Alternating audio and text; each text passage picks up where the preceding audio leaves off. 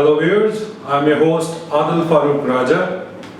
Now this is an article I originally wrote in April of 2018 and published it on my blog. I'm going to reread it for you in this program. Now it is titled Pashtun, PTM problem in Pakistan, collateral damage defined. Pakistan Army, being the most powerful state institution, is angry and confused, to say the least. Besides feeling betrayed by the group of Pashtun youth, in particular, who are currently leading a public protest against their army and the state, the Pakistan Army sees itself as the saviors of the Pashtun tribal belt in the country bordering Afghanistan, which was infested with terrorism, and we all know what was going on around there. It took sacrifice of thousands of Pakistani military men for them to have achieved the relative state of normalcy in these areas. Pakistan Army fought this war within, sponsored by its external enemies, and won it at the heaviest cost, essentially paid in blood of their martyrs. The village and cities of Pakistan burying their soldiers and civilians in this war saw an unprecedented numbers of graves, far surpassing any war Pakistan has ever faced in its history. Resultantly, Pakistani military and state is standing tall and claiming victory in its first ever counterinsurgency won by any military in the modern history of the world. However, the process continues, being in its culminating stages. Efforts are in hand to rehabilitate the disenfranchised and displaced Pashtun population, which got affected in this process, and to reintegrate them in the social fiber of the Pakistani state. However, just like this unprecedented war within, the problems arising out of this conflict are also unprecedented for the Pakistani military and the state. The Pashtun youth believe that they have been wronged by the state and the military in a number of ways. An entire generation of Pashtun youth feel disenfranchised from the Pakistani society, having faced internal displacement resulting in harsh socio-economic situation for them, in which they were forced to grow up. The collateral damage in this war within has made them question their rights, which they feel are being ignored by their state. Some of the questions which are being raised by these Pashtun right activists are bitter realities arising out of the past policies of the Pakistani state, formulated by her military rulers. Now, General Ziaul-Haq, at the peak of his Cold War, headed the formulation of the Mujahideen to fight the Soviet occupation of Afghanistan. The policy won the Cold War for the West, but created 3 generations of international ideological mercenaries, essentially stationed in the tribal belt on the borders of Afghanistan and Pakistan. Now these people knew nothing else to do but to fight for the highest bidder, which is what they did. The anti-state Pakistani Taliban group, the TTP as it is called, is the consequence of the same phenomena. Once the Pakistani military launched a mass-scale operation to handle their Frankenstein's monster in these tribal areas, it was natural for the civilian population to have been displaced and suffer the consequences which they did.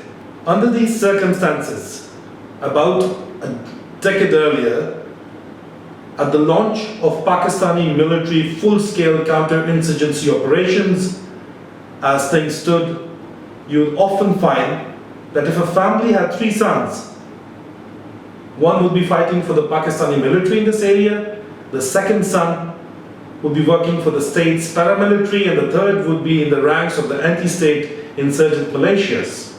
It was all about finding a job for them, being third generation fighters who were essentially illiterate but indoctrinated by the jihad philosophy in the local education system run by the mullahs, who became filthy rich and powerful, mind you, through Saudi funding and American weapons during the Afghan Jihad. All thanks to the Zia legacy. Now the Pakistani military, which was initially reluctant to launch a full-scale offensive against the insurgents due to the forced environments, was but forced to tackle the issue head-on after losing precious lives in huge numbers at the hand of these mercenaries. Due to the same environments, the military found it extremely hard to differentiate friends from foes and civilians from insurgents who wore no uniform or were aided and abetted by the locals. The military faced many attacks from within Pakistani military, where they could not trust some of their own ranks in forming their plans to their relatives fighting against them. It took a mammoth effort for them to quell this insurgency and bring back peace to the restive regions of Pakistan. However, in the process, not only the Pakistani military faced an unprecedented loss of life and limbs in its ranks, but the Pakistani Pashtun population living in these restive regions immensely suffered as part of the collateral damage in this war within.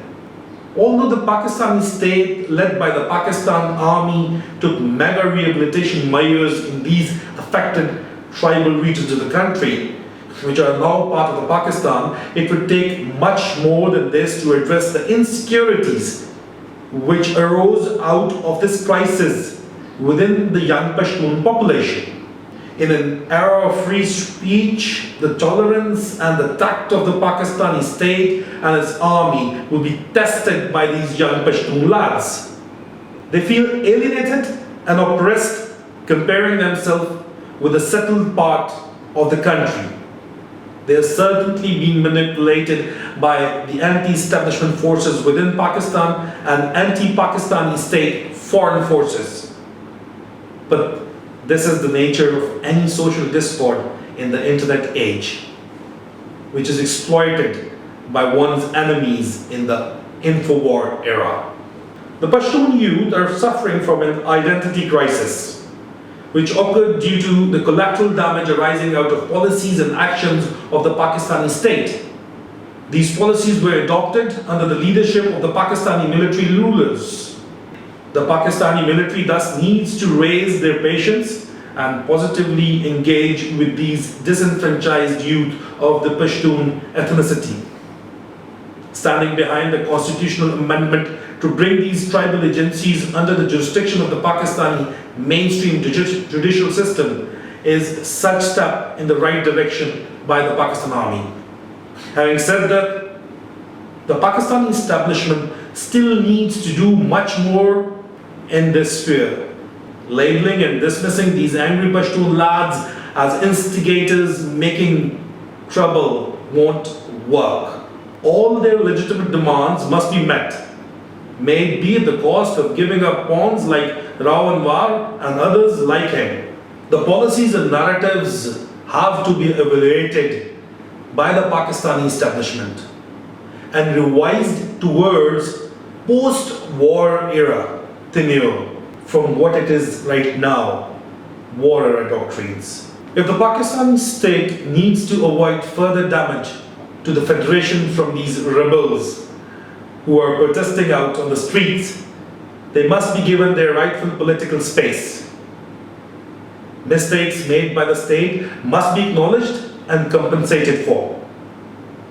Rule of law, irrespective of the complex procedures, must be accepted, enforced, and respected by all the state institutions. Only civilized conduct by all parties will bring about a modern model civil society in Pakistan.